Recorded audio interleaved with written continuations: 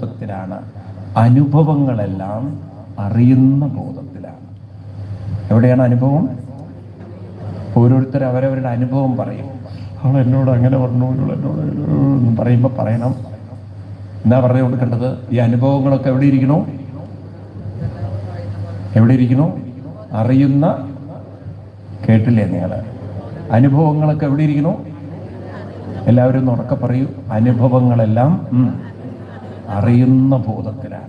കാണുന്ന കാഴ്ചകളൊക്കെ അറിയുന്ന ബോധത്തിലാണ്. എവിടെയാണ്? അറിയുന്ന ബോധത്തിലാണ്. ഈ അറിവ് ഉറപ്പിക്കണം. മനസ്സിലായില്ലേ? ആരാ അറിയുന്നത്? ആരാ അറിയുന്നത്? ബോധമാണ്. ആ കൊച്ചുകുട്ടി പോലും പറയുന്നു ബോധമാണെന്ന്.